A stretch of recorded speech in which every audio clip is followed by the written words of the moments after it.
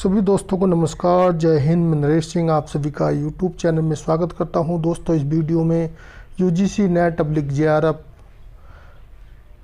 प्रभावी कक्षा संचार के सिद्धांत लेक्चर नंबर 12 है। ये यूनिट 1 का, और इससे पहले हम 11 लेक्चर कर चुके हैं।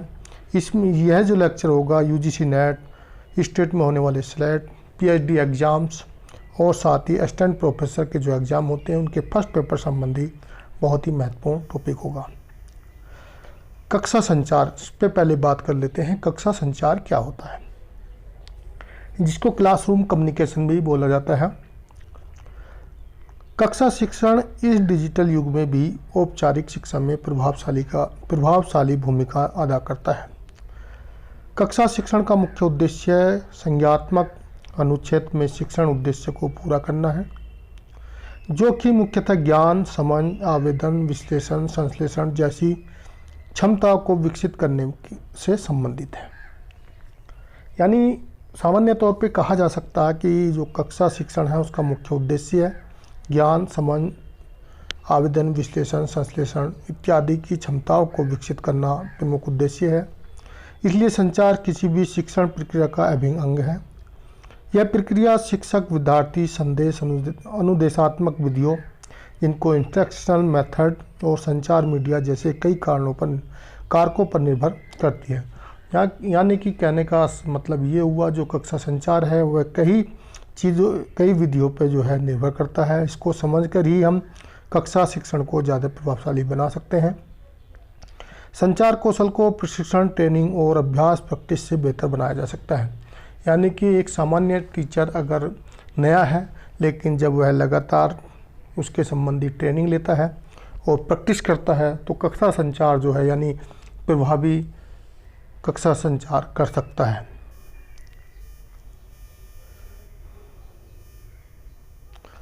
अब कक्षा में प्रभावी संचार, इफेक्टिव कम्युनिकेशन इन क्लासरूम। प्रत्येक शिक्षक में उच्च आदर्शों के प्रचार प्रसार की योग्यता होनी चाहिए।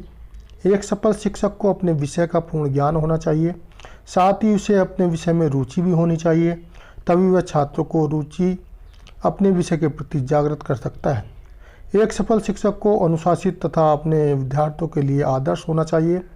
एक सफल शिक्षक अपने शिक्षण में नई तथा उत्तम पाठ योजनाओं का समावेश करते हुए अपने छात्रों को विषय का पूर्ण ज्ञान देने के लिए प्रोजेक्ट, टीवी तथा शिक्षा के क्षेत्र में उपयोग होने वाले नवीनतम उपकरणों का प्रयोग कर सकता है या करता है।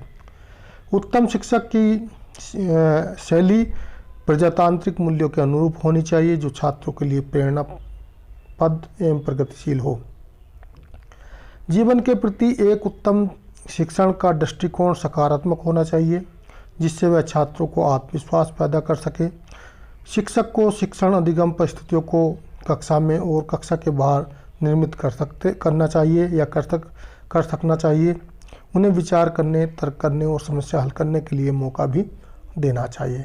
तो प्रभावी कक्षा संचार के लिए जो इसमें शिक्षक के लिए कुछ चीज़ें बोली गई हैं, उसके जो शिक्षक है एक कुछ आदर्श वाला होने चाहिए, उनको अपने प्रचार प्रसार की योग्यता आनी चाहिए और अपने विषय का पूर्ण ज्ञान होना चाहिए, और उनको वह कौशल आना चाहिए जिससे कि क्लास को या विषय को रुचिकर बना सके।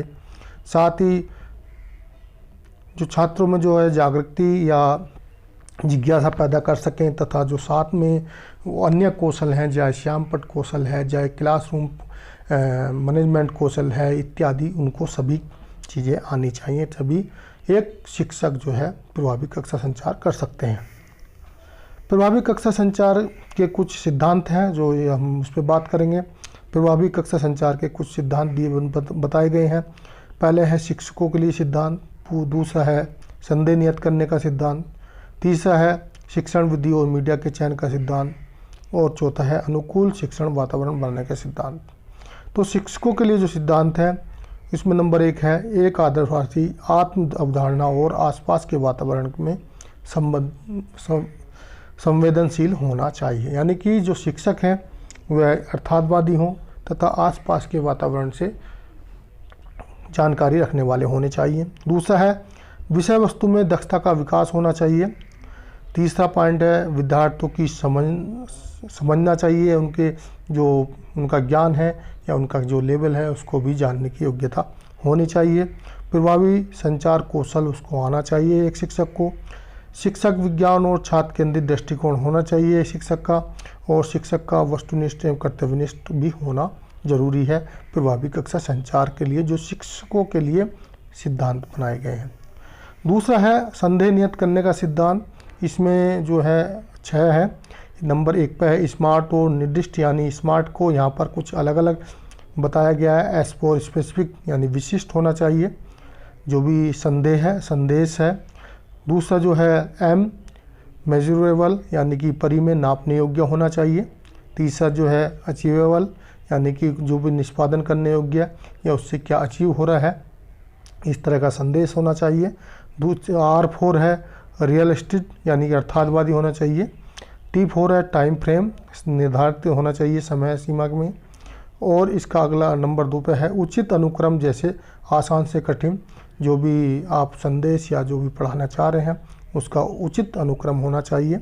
सुबोध भाषा का प्रयोग होना चाहिए, उचित प्रतीक होने चाहिए, प्रशासनिक अभ्यास और उदाहरण एवं दृष्टांत ये भी शामिल होने चाहिए आपके जो भी आप छात्रों को पढ़ाना चाहते हैं या जो आपका विषय वस्तु है।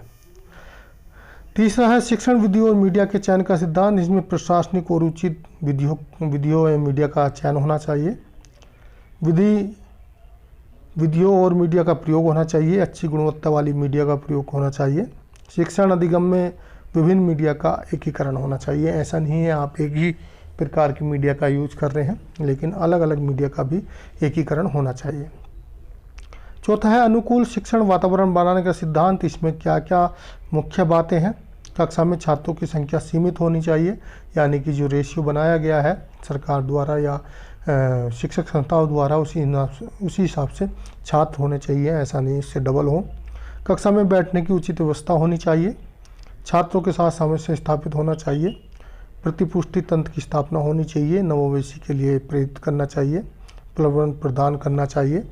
ये सब अनुकूल शिक्षण वातावरण के सिद्धांत में हैं, ये मुख्य बातें हैं।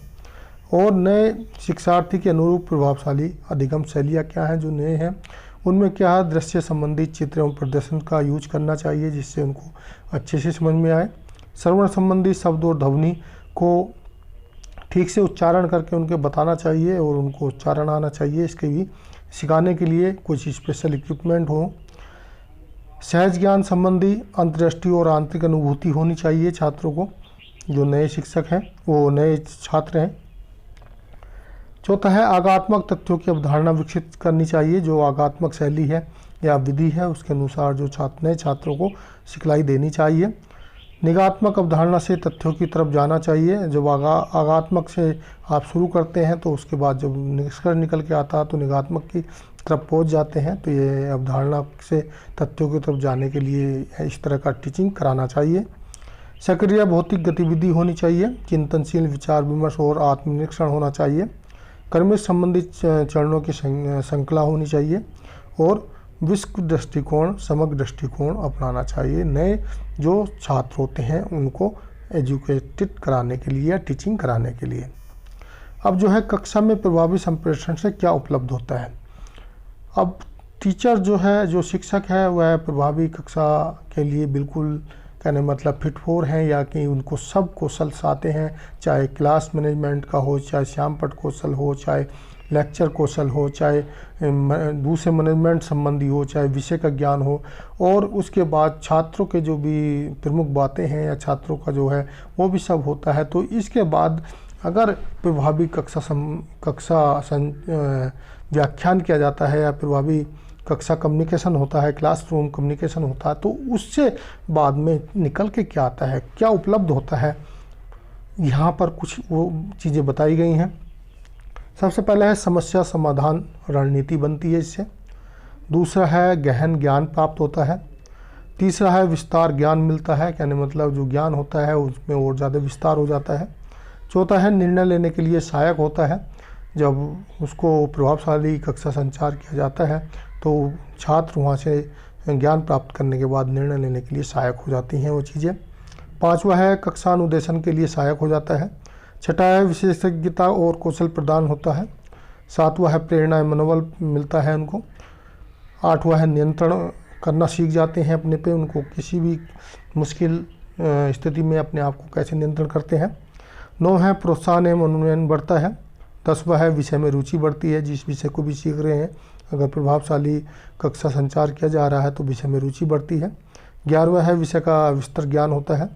12वां है अनुशासन रहता है और 13वां है आत्मविश्वास बढ़ता है। ये सब जो है एक प्रभावी कक्षा संचार के बाद छात्रों को उपलब्ध होता है। तो दोस्तों इस वीडियो में इतना ही था। यह लेक्चर नंबर 12 था, इससे पहले 11 हो चुके हैं।